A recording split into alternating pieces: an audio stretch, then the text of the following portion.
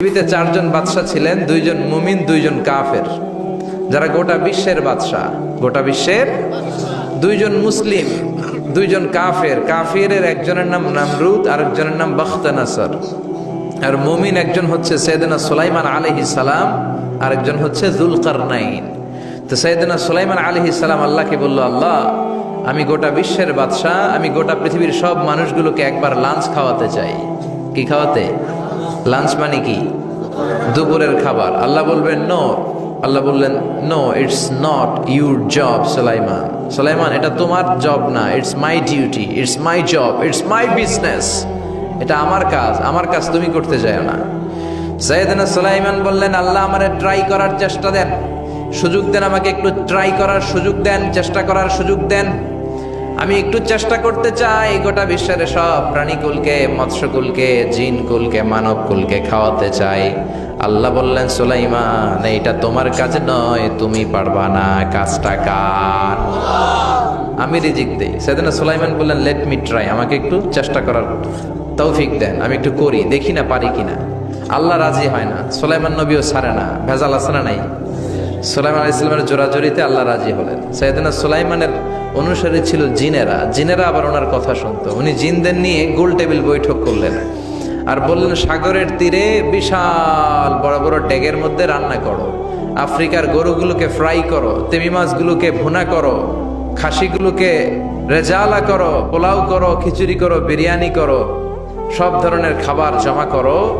অমুক অমুক দিন দুপুর বেলায় আমি সাইয়েদনা সুলাইমান আলাইহিস সালাম গোটা বিশ্বের সবাইকে দুপুরের খাবার খাওয়াবো। জিনেরা বড় বড় পাতিলে রান্না করা শুরু করে দিল। রাতে রাতে সাগরের তীরে 40 কিলোমিটার এরিয়ার মধ্যে রান্নার স্তূপ।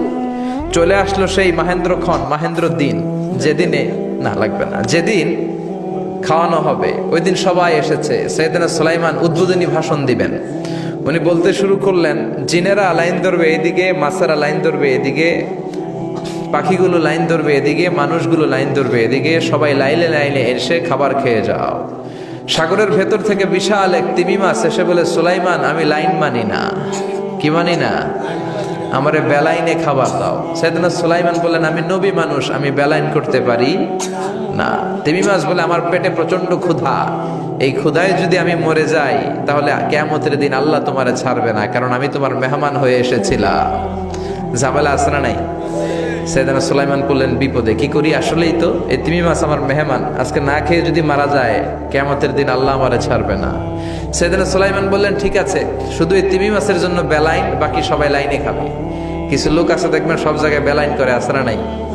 র্যাব আছে, পুলিশ আছে, এর ফাঁকে বেলাইন করে ফেলায়, আছে না নাই? তো সাইয়েদনা সুলাইমান জিনদের আদেশ করে দিল, যাও আফ্রিকার একটা গরু, রোস্ট করা একটা গরু তিমি মাছের পেটের ভিতরে ঢুকায় দাও। তিমি মাছ বলল, সুলাইমান, আমি হা করে রাখবো আমার মুখটা, যতক্ষণ না আমার পেট না ভরে তুমি খাবার দিতে থাকবা, পেট ভরে গেলেই মুখ বন্ধ করে ফেলবো। সাইয়েদনা সুলাইমানের কথা অনুযায়ী জিনের বাদশা একটা আস্ত গরু ফ্রাই করা তিমি মাছের পেটের ভিতরে ঢুকায় দিছে, কিন্তু তিমি মাছ হা করে আছে। সাইয়েদনা সুলাইমান বললেন, কয়েকটা খাসি মেরে দাও। কয়েকটা খাসি দিয়ে দিল, তারপরও হা করে আছে। বড় বড় ডেক থেকে পোলাও দাও, খিচুড়ি দাও, বিরিয়ানি দাও, আরো কয়েকটা গরু দাও, হা করে আছে। আরো কয়েকশো গরু দাও, হা করে আছে। আরো কয়েক হাজার গরু দাও, হা করে আছে। সুবহানাল্লাহ কইবেন না?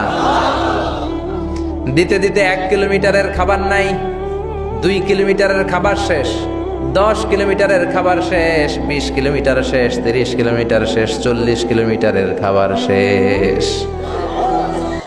এখনো তিমি মাছের মুখটা হা করা আছে না নাই?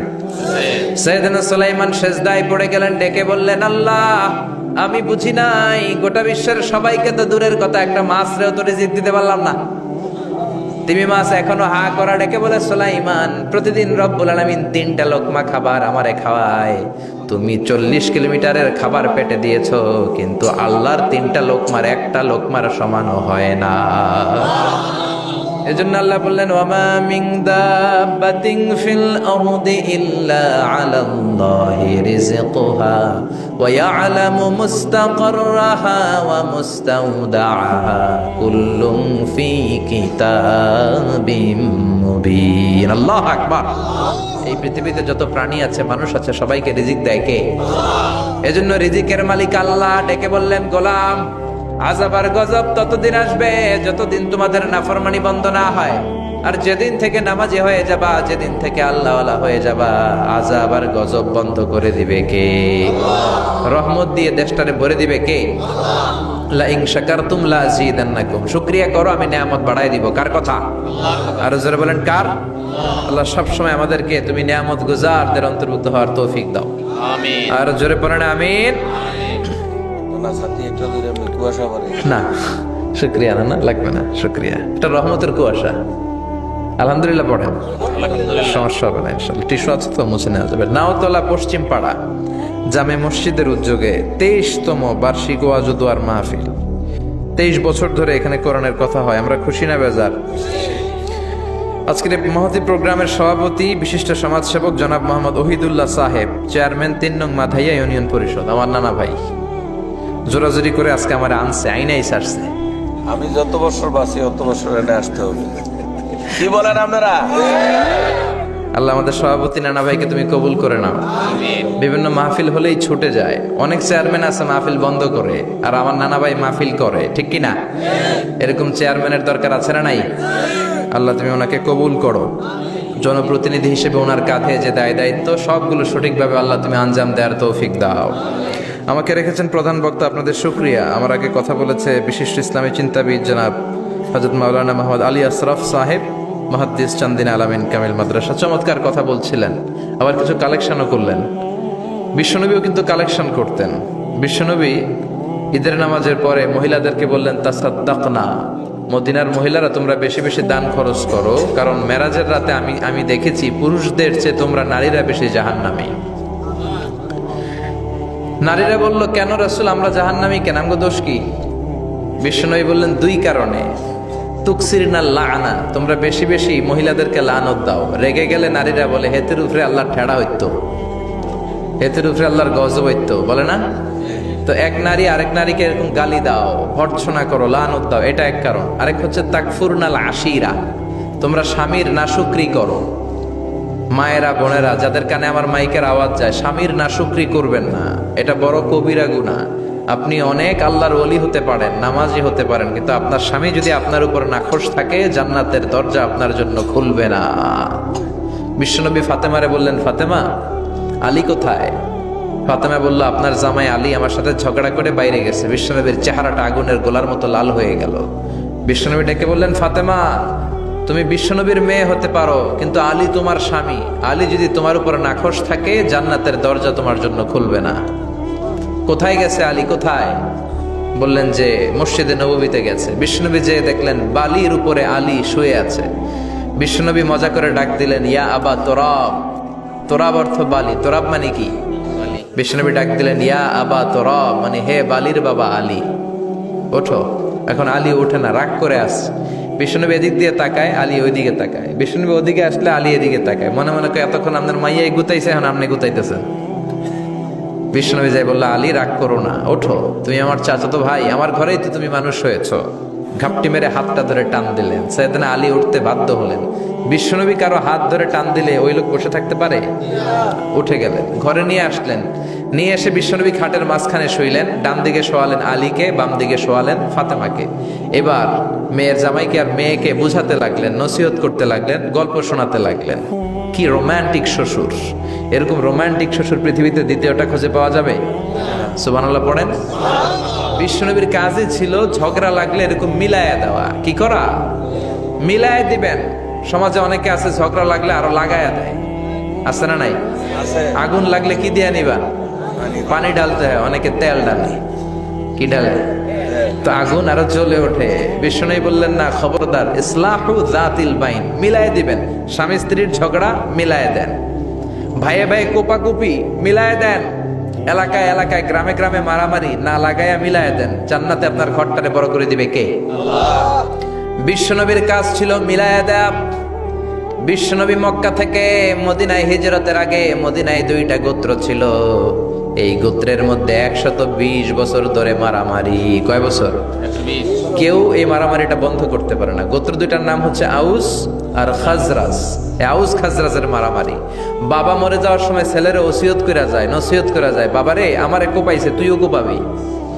ওই পোলা আবার নাতিরে কয় আমারে মারছে তুইও মারবি, তো বংশ পরিক্রমায় মারামারি চলতেই থাকে, কেউ আর থামাইতে পারে না। বিশ্বনবী মক্কা থেকে মদিনায় হিজরত করতে এসে মদিনায় বাসাবাড়ি করে 7 দিনের মাথায় 120 বছরের মারামারি থামায় দিলেন। কি নবী ছিল, মিলায় দিতেন। ফাসলিহু বাইনা আখাওয়াইকুম, ভাইয়ে ভাইয়ে মারামারি লাগলে মিলায়ে দাও, স্বামী স্ত্রীর ঝগড়া হলে মিলায়ে দিবেন। এজন্য মায়েরা বোনেরা, বিশ্বনবী বলেছেন তাকফুরনাল আশিরা, মেয়েদের সবচেয়ে বড় একটা সমস্যা হচ্ছে স্বামীর নাশুকরি করে। স্বামী দিতে পারলে ভালো, দিতে না পারলে কয় তুমি আমার জীবনে কিচ্ছু দাও নাই। এরকম আছে না নাই? স্বামী আর স্ত্রী বানায় যেজন মিস্ত্রি সে বড় আজব কারিগর, ঠিক কি না? এই জন্য এই সম্পর্কটা সাইয়েদানা আদম আর হাওয়া থেকে শুরু হয়েছে, কিয়ামত পর্যন্ত স্বামী আর স্ত্রীর এই সম্পর্কের মাধ্যমে গোটা বিশ্বটারে জারি রেখে দিয়েছে কে? তো এই জন্য নারীদের জন্য জান্নাতে যাওয়া সহজ, তারা যদি কিছু প্রসিডিউর মেনটেন করে। বিশ্বনবী বললেন কোন নারী যদি 4টা কাজ করে ওই নারীর জন্য 8টা জান্নাতের দরজা খুলে দিবে কে? আল মারআতু ইযা সাল্লাত খামসাহা সামাত শাহরাহা আতাআত বা'লাহা হাফিজাত ফুরুজাহা ফালতাদখুল মিন আইয়ি আবওয়াবিল জান্নাতি শাআত। মায়েরা ভালো করে শোনেন, যে নারী 5 ওয়াক্ত সালাত পড়বে, রমাদানের রোজা রাখবে, স্বামীর আনুগত্য করবে, লজ্জাস্থানের হেফাজত করবে, এই 4টা কাজ করলে আল্লাহ তাআলা তার জন্য 8টা জান্নাতের দরজা খুলে দিবেন। এজন্য বিশ্বনবীও কালেকশন করতেন। তো বিশ্বনবী বললেন মহিলারা বেশি বেশি দান করো। এই কথা শোনার পরে মহিলারা দান করা শুরু করলো। কেউ নাকের ফুল, কেউ কানের দুল, কেউ হাতের বালা, কেউ পায়ের নূপুর, কেউ গলার চেইন বিশ্বনবীর হাতে জেহাদের জন্য দান করতে শুরু করলেন। বিশ্বনবীর হাত কয়টা? একটা বলে 2টা। তো 2 হাতে বিশ্বনবী আর কয়টা নেবেন? আর নিতে পারে না। বেলালরে বললেন বেলাল তোমার চাদরটা নিয়ে আস। বেলাল এরকম চাদর নিয়ে ধরলেন। বিশ্বনবী কালেকশনের ওয়াজ শুরু করলেন আর বেলাল কালেকশনের সব জিনিসপত্র গুছাতে লাগলো। কোন সুবহানাল্লাহ। এজন্য কালেকশন করাটাও সুন্নাত, তবে ওটা একটা লিমিটেশনের মধ্যে, একটা সৌন্দর্যের মধ্য দিয়ে। কিছু কিছু মাদ্রাসার ছেলে মেয়েদেরকে চাল ওঠানোর জন্য বাড়ি বাড়ি পাঠায়, আছে না নাই? এদের ছোটবেলা থেকে মানসিকতাগুলো নষ্ট করে দেওয়া হয়, কেমন করে অন্যের কাছে হাত পাতবে এটা শেখানো হয়। ইসলাম বলে আল ইয়াদুল উলিয়া খায়রুম মিন আল ইয়াদিস সুফলা, উপরের হাত নিচের হাতের চেয়ে উত্তম। যে দেয় আর যে নেয় তাদের মধ্যে সেরা যে দেয়, চিল্লায় কোন ঠিক কিনা? আবার ইসলাম বলে দেওয়ার সময়ও ভারসাম্য করে দিবা, দেওয়ার সময় কিপটামি করা যাবে না, আবার ঘরে যা আছে সবও দিয়ে দেওয়া যাবে না, ঠিক কিনা? বিশ্বনবীর গায়ে একবার একটা জুব্বা, কয়টা? এক ভিক্ষুক এসে বলে নবী আমার জুব্বা নাই, আমার জুব্বা দেন। দয়ার নবী মায়ের নবী নিজের জুব্বাটা খুলে দিয়ে ওই ভিক্ষুকের হাতে তুলে দিলেন। এখন নবীর গায়ে কোনো জুব্বা নাই। বিশ্বনবী এখন ঘর থেকে বেরোতে পারে না। সাহাবারা এসে ঘরে নক করে, বিশ্বনবী বেরোতে পারে না। আল্লাহ আয়াত নাজিল করলেন ওয়াল্লাযীনা ইযা আনফাকু লাম ইউসরিফু ওয়া লাম ইয়াকতুরু ওয়া কানা বাইনা যালিকা কওয়ামা। মুমিন বান্দাদের গুণাবলী যখন দান করে কিপটামি করবে না, আবার অপচয়ও করবে না। এই আয়াত দিয়ে আল্লাহ বুঝাতে চাইলেন, নবীরে ধমক দিলেন, ও নবী 2টা জামা থাকলে একটা দিতেন, 3টা থাকলে একটা দিতেন, একটা যখন ছিল এইটা দিলেন কেন? এখন নিজে পড়বেন কি? সুবহানাল্লাহ কইবেন না? ইসলাম তো ব্যালেন্সড রে ভাই, ইসলাম ভারসাম্যপূর্ণ। ইসলামের সব বিধানগুলো আপনার সাথে স্যুট করবে, ম্যাচ করবে, এটা জীবন ঘনিষ্ঠ। ইসলামে এমন কোনো বিধান দেয়া হয় নাই যেটা আপনার খারাপ লাগবে। অন্যান্য সব ধর্মের প্রতি শ্রদ্ধা রেখেই বলি, আমার ইসলাম যে আহকাম আমাদেরকে দিয়েছে এরকম বিধান কোনো ধর্মের ভেতরে নাই, চিল্লা এখন ঠিক কিনা? হিন্দু ভাইদের প্রতি আমি শ্রদ্ধা রাখি, কারণ অনেক হিন্দু আমার মাহফিলে এসে কথা শুনে। হিন্দু ধর্মের একটা নিয়ম ছিল সতীদাহ প্রথা। স্বামী মারা গেলে ওয়াইফকেও স্বামীর সাথে বেঁধে আগুন দিয়ে জ্বালায় দাও, ছিল না নিয়মটা? রাজা রামমোহন রায় এসে এটা উঠায় দিল। হিন্দু ধর্মে এখনো একটা নিয়ম আছে, পাক্কা হিন্দু হইতে হলে আপনাকে গোমূত্র পান করতে হবে, মানে গরুর পেশাব। লা ইলাহা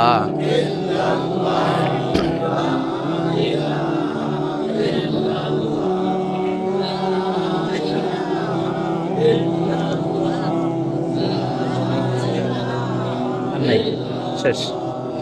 লা ইলাহা ইল্লাল্লাহু মুহাম্মাদুর রাসূলুল্লাহ সাল্লাল্লাহু। হিন্দু ধর্মের একটা নিয়ম আছে, গরুর পেশাব খাওয়া লাগে, গরুর পেশাব খেতে হয়। আমরা কি পেশাব খামো গরুর? 1 কোটি টাকা দিলে 2 কোটি, 5 কোটি না, এটা আমাদের রুচিতে হবে না। কি সুন্দর, আমাদের রুচিতে বাদে এমন কোন নিয়ম আল্লাহ দেয় নাই। সুবহানাল্লাহ। আবার আমাদের সেলফ ডিমান্ড, আমাদের ডিজায়ার, আমাদের চাহিদা, আমাদের মননশীলতাকেও ইসলাম গুরুত্ব দিয়েছে। বিশ্বনবী বললেন, ইদা জা আল আশা ওয়াল আশা মান ফাকদ্দিমুল আশা ক্বাবলা আল আশা। ইসলামে রাতের নামাজকে বলে এশা, রাতের নামাজকে কি বলে? আর রাতের খাবারকে বলে আশা। কি বলে? ইসলাম বলে এশা আর আশা দুইটা যদি একসাথে আসে, এশার নামাজ রাখো, আগে আশা খাইয়া লও। সুবহানাল্লাহ। এশারও আজান হচ্ছে, গরম গরম বিরিয়ানি চলে আসছে, কি করবেন? আগে বিরিয়ানি খেয়ে নেবেন, আগে পেটটারে ঠান্ডা করবেন। তা না হলে বিরিয়ানির প্যাকেট রেখে দিয়ে যদি নামাজ পড়েন, নামাজের মধ্যে বিরিয়ানির চিন্তা আছে না নাই? সুবহানাল্লাহ কইবেন না? কি সুন্দর ইসলাম। ইদা জা আল আশা ওয়াল আশা ফাকদ্দিমুল আশা ক্বাবলা আল আশা। চিল্লায় পড়েন সুবহানাল্লাহ। এজন্য ইসলাম আছে যেখানে আমরা আছি, কোরআন আছে যেখানে আমরা আছি। কথা বলেছেন আলী আশরাফ সাহেব, কালেকশন করতেছিলেন, ওইখান থেকে এই কথাগুলো আসলো। যারাই দান করেছেন মসজিদের জন্য আল্লাহ কবুল করো। কথা বলেছেন হযরত মাওলানা মাহমুদ আবুল হাসান সাহেব, হযরত মাওলানা আবু হানিফ সাহেব, যারাই কথা বললেন নিঃসন্দেহে কোরআন সুন্নাহর আলোকে বলেছেন। আল্লাহ এই কথাগুলোর উপর আমাদেরকে আমল করার তৌফিক দাও। আজকের মাহফিলে এসে আমরা খুশি না বেজার? আসুন আমরা তাকবীর দিয়ে আমাদের এই খুশির ধারাবাহিকতা বজায় রাখি। আমি পড়বো লিল্লাহে তাকবীর, আপনারা আমার সাথে তাকবীর দিবেন। পড়বেন আল্লাহু আকবার। পড়েন লিল্লাহে তাকবীর, আল্লাহু আকবার, লিল্লাহে তাকবীর, লিল্লাহে তাকবীর। আসুন এই চমৎকার রজনীতে আমাদের দামি সময় নষ্ট না করে আমরা মহাবিশ্বয় মহাগ্রন্থ আল কোরআন থেকে কথা শুনি। এর কারণ কোরআন এমন বরকতময় কিতাব, এই কিতাবের একটা ভুলও আজ কেউ ধরে দেখাইতে পারে নাই। বরং ভুল ধরতে আসলে তার হেদায়েতের রাস্তা খুলে যায়। ঠিক কিনা? কেউ কোরআনের ভুল ধরতে পারে নাই, কোরআনকে সংশোধন করা যায় নাই, কোরআনের শত্রুতা করে এর বিরুদ্ধে ষড়যন্ত্র করে কেউ সফল হতে পারে নাই। চিল্লায় কোন ঠিক কিনা? এজন্য রব্বুল আলামিন বলেন, এমন কিতাব একটা দিলাম, এই কিতাব তেলাওয়াত করলে হৃদয়টারে ঠান্ডা করে দেয় কে? ঈমান বাড়িয়ে দেয় কে? وَإِذَا تُلِيَتْ عَلَيْهِمْ آيَاتُهُ زَادَتْهُمْ ঈমানা। মুমিন বান্দাদের সামনে কোরআনের তেলাওয়াত করলে ঈমান বাড়ায় দেয় কে? শুধু মুমিনদের ঈমান বাড়ায় না, কাফেরদের সামনে তেলাওয়াত করলেও কাফেরদের কলিজাও ঠান্ডা হয়ে যায়। সুবহানাল্লাহ পড়েন। মিশরের একজন কারি ছিল, কারি আব্দুল বাসেত ইবনে আব্দুস সামাদ। ওনাকে নিয়ে মিশরের প্রেসিডেন্ট জামাল আব্দুল নাসের রাশিয়াতে একটা সফর করলো। তখন আবার রাশিয়ার নাম ছিল সোভিয়েত ইউনিয়ন। কি ছিল? Soviet union. এখন হয়েছে রাশিয়া। বিশাল মন্ত্রী পরিষদের বহন নিয়ে গেল। রাশিয়ার প্রেসিডেন্ট মিশরের প্রেসিডেন্টকে লাল গালিচার সংবর্ধনা দিয়ে ওয়েলকাম করলো। এবার মিশরের প্রেসিডেন্ট তার মন্ত্রী পরিষদকে পরিচয় করায় দিচ্ছে যে এটা হচ্ছে আমার হোম মিনিস্টার, এটা আমার এডুকেশন মিনিস্টার, এটা আমার ফিনান্স মিনিস্টার। তো সবাইকে পরিচয় করে দেওয়ার পরে ওনার সাথে যে মিশরের কারি আব্দুল বাসেদের দিকে তাকিয়ে রাশিয়ার প্রেসিডেন্ট বলে, এইটা আবার কোন মন্ত্রী?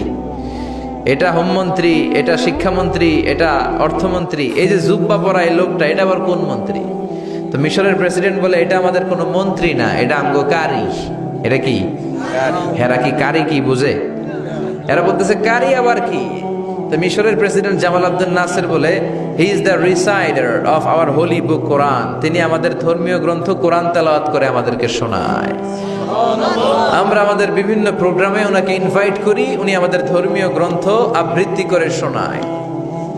তো রাশিয়ার প্রেসিডেন্ট বলে, তোমাদের ধর্মগ্রন্থ আবৃত্তি করে শোনায় তোমাদের প্রোগ্রামে? আজকে রাতেও তো আমাদের জাতীয় প্রোগ্রাম, একটা বড় প্রোগ্রাম আছে, যেই প্রোগ্রামে আমরা সবাই মদ খাবো আর বেলি ড্যান্স দেখবো। কোমর দুলানো ডান্স, রূপবানে নাচে কোমর দুলাইয়া, এই কোমর দুলানো ডান্স আমরা দেখব। তো তুমি যদি বলো আজকের এই ডান্স বন্ধ করে আমরা তোমাদের কারি সাহেবের কাছ থেকে তেলাওয়াত শুনতে পারি, জামাল আব্দুল নাসের বলল ঠিক আছে তাই করেন, ডান্স বন্ধ করে দেন। তো রাশিয়ার প্রেসিডেন্ট কয়, ওকে ডান, দ্য ডিসিশন ইজ ফাইনাল। আজকে রাতে কোমর দুলানো নৃত্য হবে না, আজকে তোমাদের কারি সাহেবের তেলাওয়াত শুনবো আর মদ খাবো। কি খাবো? ড্যান্স বন্ধ করছে, মাগার মদ বন্ধ করে নেই। তো আব্দুল বাসেদ রাজি হলেন, ওনাকে নিয়ে যাওয়া হলো। সিঙ্গাররা গিটার দিয়ে যেখানে গান গায় ওখানে বসানো হলো ওনারে। আর সবার হাতে মদ, হুইস্কি, রেড ওয়াইন, অ্যালকোহল নিয়ে বসেছে যে মদ খাবে। রাতে এরা মদ খায়, 2-1 প্যাক না খেলে এদের ঘুম হয় না। তা আব্দুল বাসেত ওই দিন তেলাওয়াত করেছিলেন চোখ বন্ধ করে, আর চোখ বন্ধ করার আগে, তেলাওয়াতের আগে আল্লাহ বলেছেন, আল্লাহ এই যে এতগুলো কমিউনিস্ট লিডার, আমি আমার গলায় তুমি যত সুর দিয়েছো, আমি দরদ দিয়ে তেলাওয়াত করব, তুমি তোমার কোরআনের বাণীটা এই কমিউনিস্ট কাফের লিডারদের অন্তরের ভিতরে ঢুকাইয়া দিও। সবাই মত নিয়ে রেডি। উনি শুরু করলেন আউযু বিল্লাহি মিনাশ শাইতানির রাজিম বলে তেলাওয়াত শুরু করলেন। ওনার তেলাওয়াত যখন শুরু হলো, কেউ আর মদ খায় না, মদের গ্লাস রেখে দিয়ে সবাই ওনার দিকে তাকিয়ে রইল। উনি ওনার কণ্ঠে যত দরদ ছিল, সুর ছিল, সুরের ঝংকার ছিল, মেলোডি ছিল, ভয়েস ছিল, সব উজাড় করে কোরআন তেলাওয়াত করতে লাগলেন। কমিউনিস্ট লিডারগুলো তেলাওয়াত শুনতে শুনতে মনের অজান্তে চোখের পানি ছাড়তে শুরু করছে। লম্বা সময় তিনি তেলাওয়াত করলেন, ওরাও মদ খাওয়া রেখে দিয়ে কান্না জুড়ে দিল। তেলাওয়াত শেষ, চোখ খুলে দেখে কেউ মদ খায় নাই, সবার চোখে পানি। মিশরের প্রেসিডেন্ট জামাল আব্দুল নাসের ওদেরকে বলল, did you understand the meaning of the verses of the holy Quran? এই যে আমাদের কারি সাহেব তেলাওয়াত করছে, তোমরা কি অর্থ বুঝছো? কয় না, বুঝি নাই। তো কান্দলা কেন, চোখে পানি কেন? কমিউনিস্ট কাফের লিডাররা বলে, আমাদের জীবনে এত সুন্দর তেলাওয়াত, সুরেলা কণ্ঠ আমরা শুনি নাই। এই তেলাওয়াতটা শুনে আমাদের হৃদয় ঠান্ডা হয়ে গেছে, যদিও বুঝি না, কিন্তু হৃদয়টা ঠান্ডা ঠান্ডা লাগে, অন্তরটা প্রশান্ত প্রশান্ত লাগে। আমাদের অন্তরে অনেক জ্বালা, অনেক যন্ত্রণা, আমাদের অনেক দুঃখ আর কষ্ট, এগুলোকে ভুলে থাকার জন্য আমরা রাতে বেলি ড্যান্স দেখি আর মদ খাই। তবে এরকম কারি যদি আমাদের দেশে থাকতো, আমরা বেলি ড্যান্স না দেখে প্রতিদিন রাতে তেলাওয়াত শুনতাম। ওই কোরআন আজও আছে না নাই? আজ সেই কোরআন আছে, হাদিস আছে, সেই ঈমান আর মানুষ নে, সেই আলী হায়দারে ওসমান নেই। আজানের ধ্বনি আছে আগেরই মতোই, আজানের ধ্বনি আছে আগেরই মতোই, বেলালের সেই রূহ নেই, বেলালের সেই রূহ নেই। আজ সেই কোরআন আছে, হাদিস আছে, সেই ঈমান আর মানুষ নেই, সেই আলী হায়দারে ওসমান নেই। চিল্লা এখন ঠিক কিনা? এজন্য কোরআন আজও আছে। ওই কোরআন থেকে দরদ দিয়ে তেলাওয়াত করতে পারলে কাফেরদের হৃদয়কেও ঠান্ডা করে দিবে কে? এজন্য এই কিতাব এমন কিতাব, যেই কিতাবের ভুল খুঁজে বের করা যায় না। ভুল ধরতে আসলেই তার ভুলটাই আল্লাহ তার চোখের সামনে তুলে ধরে, চিল্লায় বলেন ঠিক কিনা? সেই কোরআন থেকে আমরা কথা শুনবো, সেই কোরআনের আলোতে নিজেদেরকে আমরা আলোকিত করার চেষ্টা করব। রাজি আছেন? অনেক রাত, সময় আমাদের কম, কথা আমাদের বেশি। আসুন সরাসরি আমরা মহাবিশ্বের মহাবিশ্বয় মহাগ্রন্থ আল কোরআন আল করিম থেকে আমরা কথা শুনবো। আমি আমার খুতবার শুরুতে সূরাতু বনী ইসরাইলের ছোট্ট একটা আয়াত তেলাওয়াত করেছি। আজকের এই চমৎকার রাতের আলোকে কিছু কথা শুনবো। সবাই পড়েন ইনশাআল্লাহ। সূরা বনী ইসরাইলের এই 23 নম্বর আয়াতে আল্লাহ তাআলা ইরশাদ করে বলছেন, ও আমার গোলামেরা, আমি আল্লাহর পক্ষ থেকে তোমাদের জন্য স্পেশাল 2টা ফায়সালা আছে, স্পেশাল 2টা ঘোষণা আছে।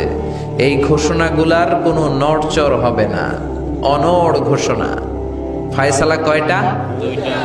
রব্বুল আলামিন বলেন, ওয়াকাদা রাব্বুকা আল্লা তা'বুদু ইল্লা ইয়্যাহু ওয়া বিল ওয়ালিদাইনি ইহসানা। আমি আল্লাহর প্রথম ফায়সালা হলো আল্লাহ তা'বুদু ইল্লা ইয়্যাহ। এই জমিনে কারো ইবাদত করা যাবে না একজনের ছাড়া, তিনি কে? কারো জিকির করা যাবে না একজনের ছাড়া, তিনি কে? কাউকে সেজদা দেয়া যাবে না একজনকে ছাড়া, তিনি কে? এখন আপনি যদি মসজিদেও সেজদা দেন, মাজারেও সেজদা দেন, তাহলে কি আপনি আল্লাহর বান্দা হতে পারলেন নাকি? মাজারে সেজদা দেয়া যাবে না, সেজদা দিতে হবে মসজিদে। সেজদা পাওয়ার অধিকারী একজন। এজন্য আল্লাহ বলেন, ওয়াসজুদ ওয়াক্তারিব, সেজদা দাও, আমার নিকটবর্তী হও। বান্দা যখন সেজদা দেয়, বান্দা আল্লাহর কাছে চলে যায়। দেখা যায় মসজিদের মধ্যে সেজদা পড়ে, কার্পেটের মধ্যে সেজদা পড়ে, জায়নামাজে পড়ে। আল্লাহ বলে না, জায়নামাজে পড়ে নাই, আমি আল্লাহর কুদরতি পায়ের উপরে তোর সেজদাটা পড়েছে। এজন্য সেজদা দেওয়ার দরকার আছে না নাই? যারা সেজদা দেয় তাদের সাথে কোরআনের আইন বাস্তবায়নের দরকার আছে না নাই? এজন্য আল্লাহ বললেন আমার ফয়সালা দুইটা। জোরে বলেন কয়টা? এক নাম্বার ফয়সালা, আল্লাহ তা'বুদু ইল্লা ইয়া, এক আল্লাহ ছাড়া অন্য কারো ইবাদত করা যাবে না। আল্লাহ বললেন জিন জাতি আর মানব জাতি, এই দুইটা জাতিকে আমি তৈরি করেছি শুধুমাত্র আমার ইবাদতের জন্য। কার কথা? আমা খালাকাতুল জিন্না ওয়াল ইনসা ইল্লা লিয়াবুদুন, জিন জাতি এবং মানব জাতিকে আমি তৈরি করলাম আমার ইবাদতের জন্য। কার ইবাদত? ডাকবেন কারে? নাকি খাজা বাবারে? কেউ ফিরে না খালি হাতে, খাজারে তোর দরবারেতে, বলে না? ভুয়া কথা। দরবারে যে খালি হাতে ফিরে না, এটা একটা ভুয়া কথা। কত দরবার থেকে মানুষ খালি হাতে ফিরে। জামা নিয়ে গেছে, জামা হারায় গেছে। মোবাইল নিয়ে গেছে, মোবাইল চুরি হয়ে গেছে। জুতা নিয়ে গেছে, জুতা চোরে নিয়ে গেছে। এখন খালি হাতে খালি পায়ে ফিরে আসে, এরকম আছে না নাই? একটা দরবার থেকে কেউ কোনোদিন খালি হাতে ফিরে না। দরবারটা কার দরবার? কেউ ফিরে না খালি হাতে, আল্লাহরে তোর দরবারেতে। বলেন কেউ ফিরে না। আমরা নামাজে আল্লাহরে বলি আল্লাহ ইহদিনাস সিরাতাল মুস্তাকিম, আমাদেরকে আপনি সিরাতুল মুস্তাকিম দেন। বলি কি বলি না? আল্লাহ বলে ওয়া আনি'বুদুনি হাযা সিরাতুম মুস্তাকিম, তোমরা আমি আল্লাহর ইবাদত করো, আমি আল্লাহর ইবাদত করাটাই হলো সিরাতুল মুস্তাকিম। সুবহানাল্লাহ। এবার আপনি দেখবেন আপনি ইবাদত করেন কার? আপনার সেজদা যদি শুধু মসজিদে পড়ে, তার মানে আপনি সিরাতুল মুস্তাকিমের উপর আছেন না নাই? কিন্তু যদি দেখেন কিছু সেজদা পড়ে মসজিদে, কিছু পড়ে মাজারে, তাইলে ভেজাল আছে না নাই? মাজার ব্যবসা বাংলাদেশে আছে না নাই? বেশি না কম? হক্কানি ওলিয়া উলিয়াদের সাথে আমাদের কোনো দ্বন্দ্ব নাই, কিন্তু মাজারকে পুঁজি করে যারা ব্যবসা করে, ভণ্ডামি করে, এগুলোর সাথে ইসলামের কোনো সম্পর্ক তো দিল বান্দা কালমা চোরে, না পায় শ্মশান না পায় ঘর, দিন থাকিতে আয়রে পথে ছাইড়া দে ভণ্ডামি ভণ্ডামি ভণ্ডামি ভণ্ডামি, ছাইড়া দে ভণ্ডামি। নামাজ কালাম পড়ে না, ইবলিশ শয়তানের নান। আসরা নাই? দরবারের খাদেম নামাজ নাই, রোজা নাই, লাল শালু পড়ে, চুল আর দাড়ির ভেতরে জটলা, 3 মাসেও গোসল করে না। আসরা নাই? নামাজ রোজা করে না, ইবলিশ শয়তানের নানা, ধর্মের একখান খুঁটি ধইরা কয়দিন করবা হয়রানি, ভণ্ডামি ভণ্ডামি ভণ্ডামি, ছাইড়া দে ভণ্ডামি। ঠিক কি না? এরকম ভণ্ডামের সাথে ইসলামের কোনো সম্পর্ক। এজন্য আল্লাহ বললেন গোলাম সেজদা দিবা একজন রে, তিনি কে? এই পৃথিবীতে আল্লাহ যত নবী পাঠিয়েছেন, যত রাসূল পাঠিয়েছেন, সব রাসূলের দাওয়াত ছিল একটা। কয়টা? কোন নবীর সাথে আরেক নবীর কথার কোনো গরমিল ছিল নাকি? এক নবী বলছে আল্লাহর ইবাদত করো, আরেক নবী এসে বলছে কৃষ্ণের ইবাদত করো, এরকম হয়েছে? এক নবী বলে আল্লাহর ইবাদত করো, আরেক নবী বলে গৌতম বুদ্ধের ইবাদত করো, এরকম আছে নাকি? সব নবীরা বলেছে ইয়া কওমি ইবুদুল্লাহ মা লাকুম মিন ইলাহিন গায়রুহু আফালা তাত্তাকুন, ও আমার কওমের লোকেরা ইবাদত করবে একজনের, তিনি কে? তাহলে আল্লাহ বললেন গোলাম আমার ফয়সালা দুইটা। প্রথম ফয়সালা আল্লাহ তা'বুদু ইল্লা ইয়া, ইবাদত আমি আল্লাহ ছাড়া অন্য কারো করা যাবে না। যার ইবাদত করা হয় তারে বলা হয় আরবিতে মাবুদ। আমাদের মাবুদ কে?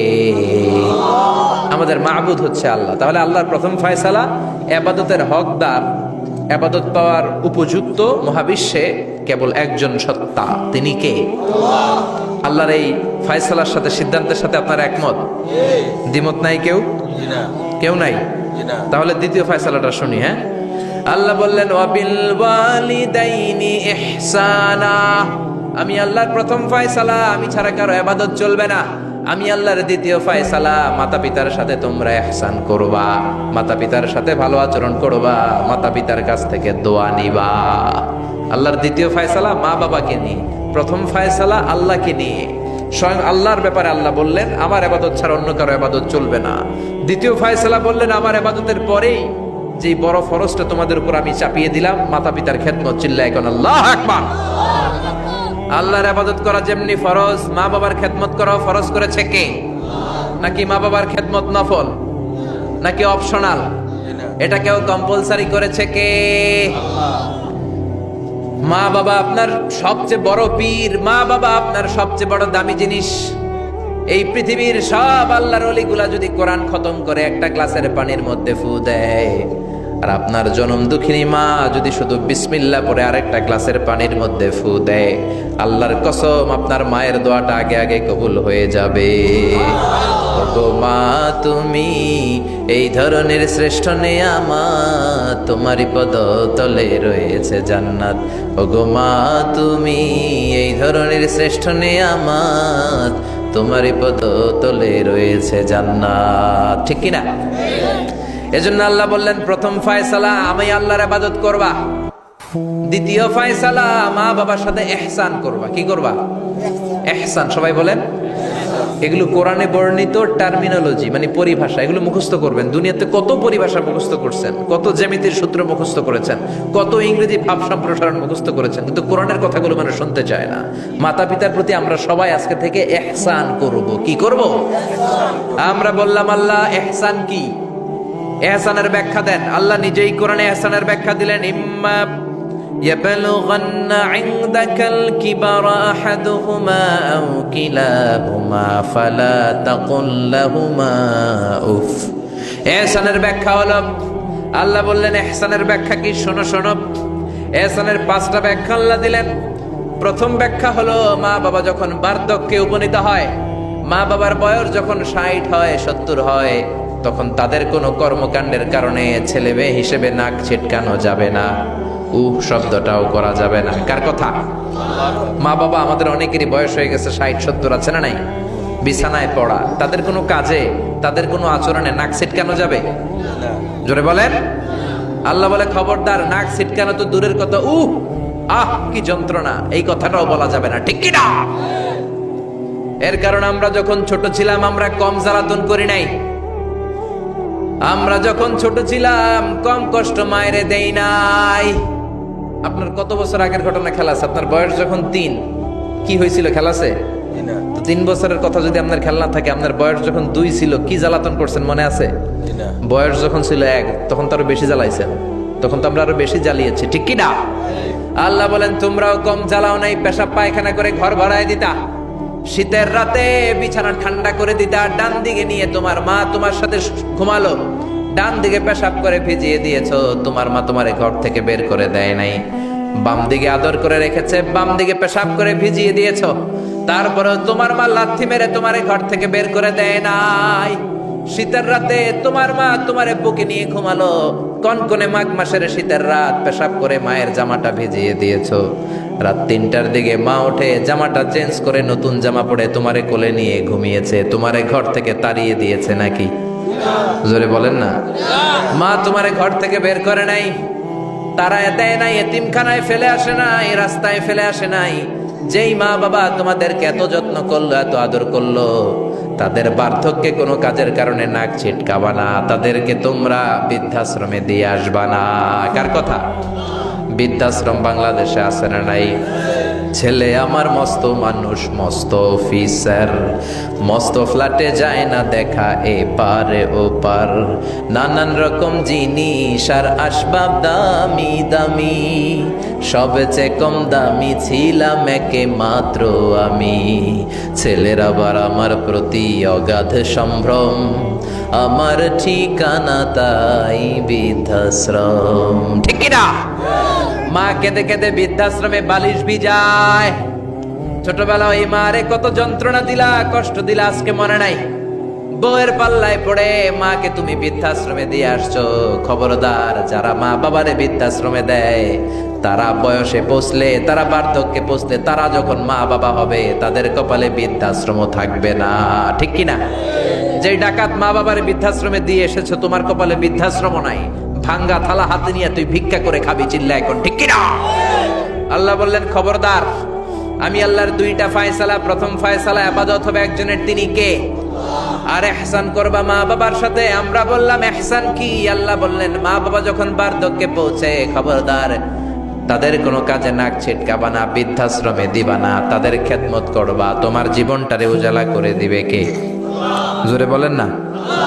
আল্লাহ বললেন ইহসানের 2 নাম্বার ব্যাখ্যা, ওয়ালা তানহারহুমা ওয়া কুল লাহুমা কাওলান কারীমা। মা বাবারে ধমক দিও না। কি দিও না? অনেকে মা বাবারে ধমক দেয়, কি দেয় না? জোরে কোন? সবার সাথে ভালো আচরণ, ঘরে ঢুকলেই মারে বকা দেয়, গালি দেয়, আছে না নাই?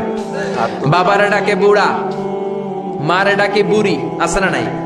তুমি কেমন করে বাবারে বুড়া ডাকলা, মারে বুড়ি ডাকলা? তাদের এই বয়সটা তো এমনি এমনি হয় নাই। তোমারে লালন পালন করতে যেই তারা তাদের জীবন যৌবন হারিয়ে আজকে বুড়া বুড়ি, ঠিক কি না? তোমাকে মানুষের মতো মানুষ করতে যে তারা তাদের জমি হারালো, তোমারে বিদেশ পাঠাতে যে তারা তাদের ভিটে মাটি হারালো। খবরদার এরকম দয়াময় মা বাবাকে ধমক দিও না। কার কথা? ওয়ালা তানহারহুমা। 3 নাম্বার ব্যাখ্যা আল্লাহ বললেন ওয়াকুল লাহুমা কাওলান কারীমা। মা বাবার সাথে কোমল আচরণ করো, মোলায়েম ভাষায় কথা বলো, নরম ভাষায় কথা বলো। কি ভাষায়? নরম ভাষায়। অনেকে আছে দেখবেন সবার সাথে খুব মিষ্টি আলাপ, বন্ধু বান্ধবের সাথে ভালো আচরণ, বাজারে গেলে ভালো আচরণ, স্কুলে ভালো আচরণ, ঘরে ঢুকলে মায়ের গালি দেয়, আছে না নাই? বাপারে গালি দেয়, আছে না নাই? ফ্যান্সি ডিলের টাকার জন্য মারে লাথি মেরা ঘর থেকে বের করে দেয়, এরকম ডাকাত আছে না নাই? আল্লাহ বললেন খবরদার, যত ভদ্রতা তুমি জানো, যত নম্রতা জানো, যত কার্টিসি তুমি জানো, সব কার্টিসি তুমি তোমার মা বাবার জন্য খরচ করবা। এরপর আল্লাহ বললেন ওয়াখফিদ লাহুমা জানাহায যুল্লি মিনার রাহমাতি ওয়া কুর রাব্বিরহামহুমা কামা রাব্বায়ানি সাগীরা। তোমার যত ক্ষমতা আছে, সম্পদ আছে, মা বাবার জন্য বিলিয়ে দাও। বেতন পেলে টাকাটা আগে মায়ের হাতে দাও। বউরে তো দিবেনি, আগে কিছু মায়ের হাতে দিয়ে, ঠিক কিনা? গিফট দিলে আগে মায়ের গিফট দাও। বরকত দিয়ে দিবে কে? মার হাতে তুলে দাও, বরকত আছে না নাই? মায়ের হাতে আগে দিলে ওই বেতনের ভেতরে বরকত ঢুকায় দিবে কে?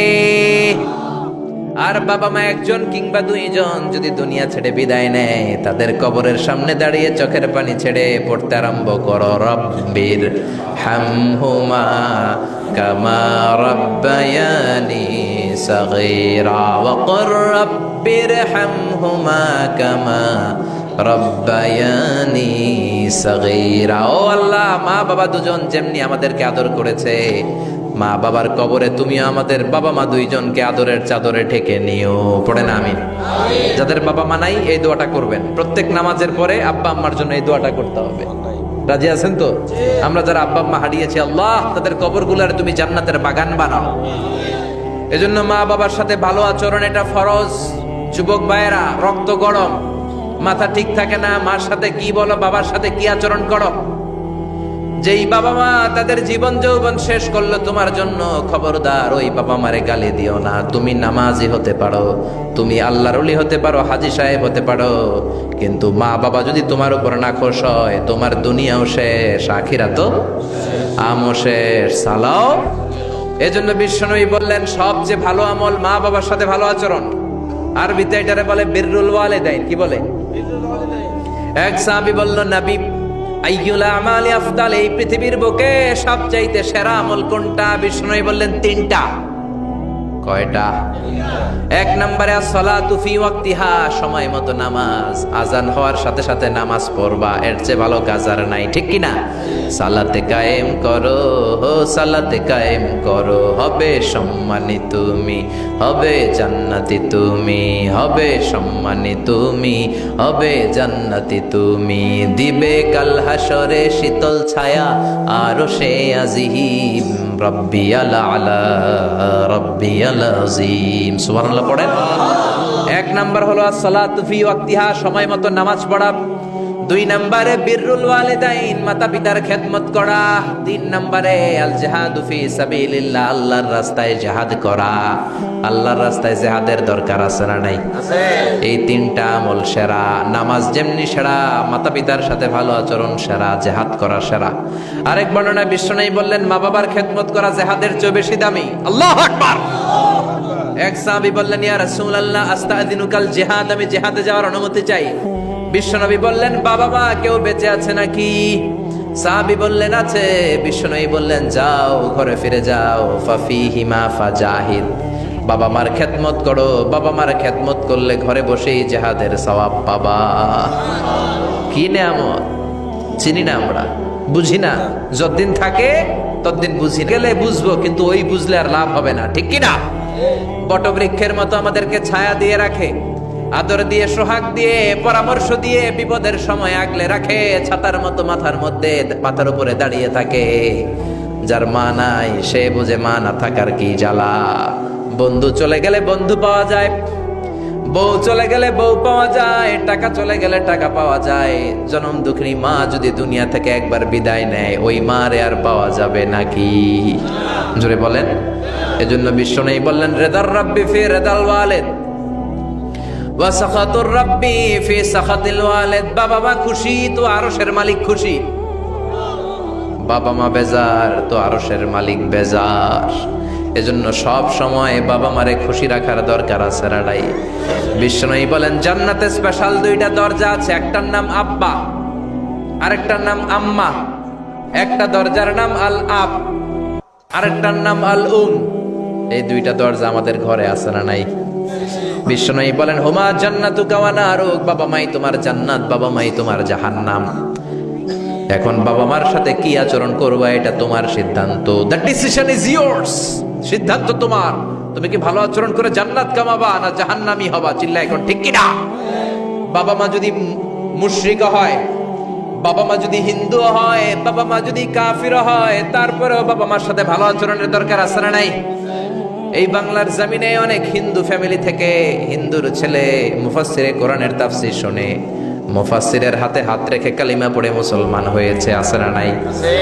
কিন্তু বাবা মা মুসলমান হয় নাই, আছে না নাই? তো ওই বাবা মার সাথে কি খারাপ আচরণ করা যাবে? হিন্দু হোক, ওইটা বাবা মা, ওই বাবা মার দোয়া লাগবে, আশীর্বাদ নিতে হবে। ওই বাবা মার দোয়া ছাড়া তুমি জীবনে কিচ্ছু করতে পারবা না, ঠিক কি না? বিশ্বনবীর শালীর নাম আসমা বিনতে আবি বকর। বুখারীর বর্ণনা, বিশ্বনবীর কাছে এসে বললেন নবী গো ইন্নী মুসলিমা, আমি মুসলমান, ওয়া উম্মি মুশরিকা, আমার মা হলো মুশরিকা, আফা আসলুহা, এখন আমি আমার মুশরিক মায়ের সাথে কি ভালো আচরণ করব নাকি? বিশ্বনবী বললেন ও আসমা খবরদার, তোমার মা মুশরিক হোক কাফের হোক সে তোমার মা, ঠিক কি না? সিলিহা, মা বাবার সাথে ভালো আচরণ করো। সাইয়েদনা ইব্রাহিম মুসলিম বিশ্বের জাতির পিতা, উলুল আজমি মিনার রসুল, উনি গোটা বিশ্বের মুসলমানদের পিতা, কিন্তু উনার বাপ হচ্ছে কাফের মুশরিক। নাম কি? আজার। আজার ঈমান আনে নাই, কালেমার দাওয়াত গ্রহণ করে নাই, তাই বলে সাইয়েদনা ইব্রাহিম বাবারে গালি দিছে নাকি? মন্দ কথা বলছে? ইয়া আবাতি লিমা তা'বুদু মা লা ইয়াসমা'ু ওয়া লা ইউবসিরু ওয়া লা ইউগনি আনকা শাইআ।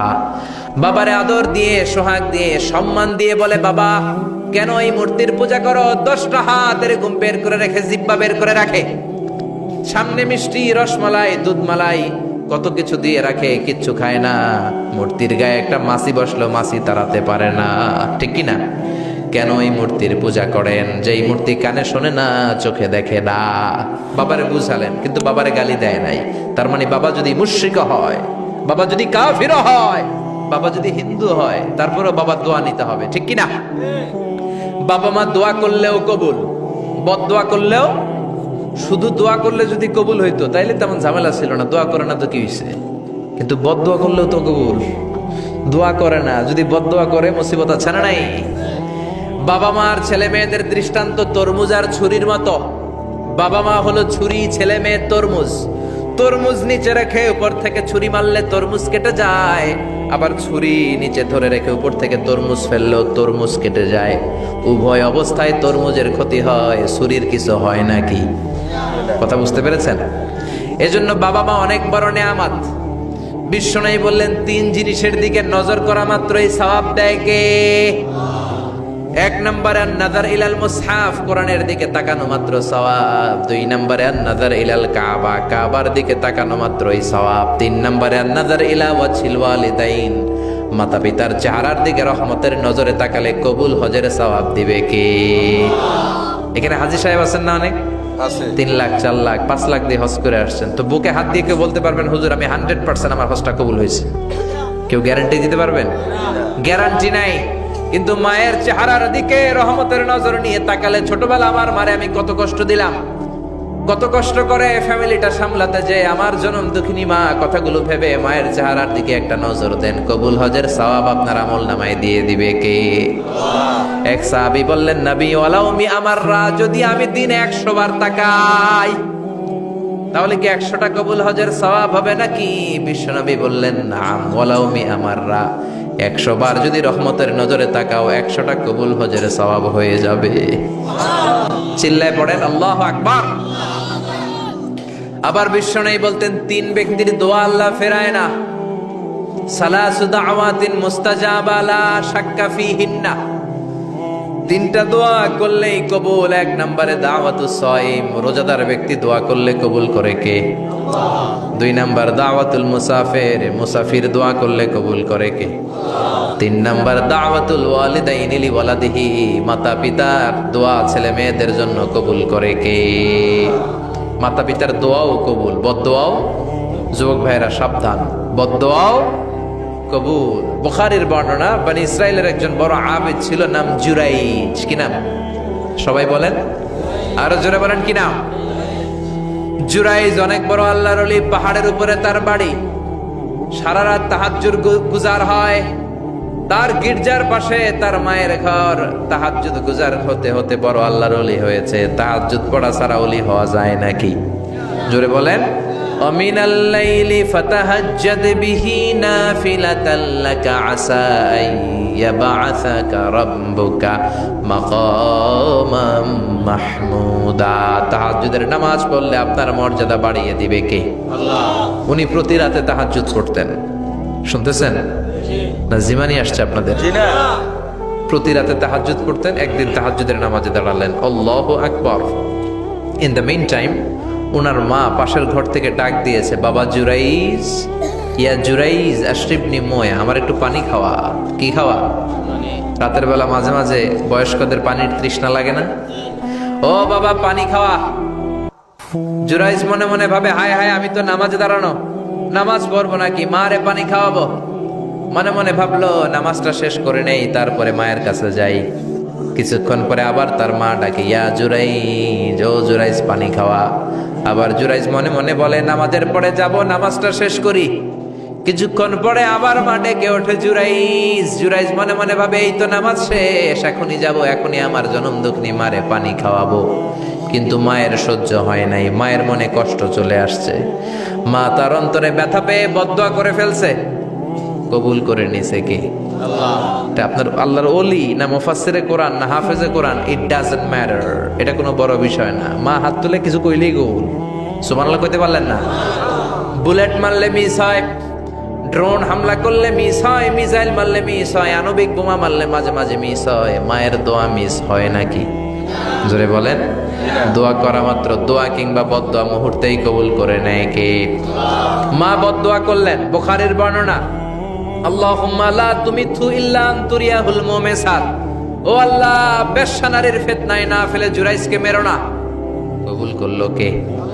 3 দিন পর এক বেশ্যা নারী এসে হাজির, দরজায় নক করতে শুরু করেছে। জুরাইজ দরজা খোলো। খোলার পরে বেশ্যা নারী বলে, দেখো আমি কত সুন্দরী, অনন্যা, সুস্নিগ্ধা, প্রিয়ংবদা, সুহাসিনী, সুকেশিনী, অসূর্যম পশ্যা, কাক পক্ষী টের পাবে না, পৃথিবীর কেউ দেখবে না, চলো আমরা অপকর্মে লিপ্ত হই। জুরাইজ বলে, মাআদাল্লাহ, আমি আল্লাহরে ভয় পাই, আমার এইখান থেকে দূর হয়ে যাও। জুরাইজের কাছে সুবিধা করতে পারে নাই।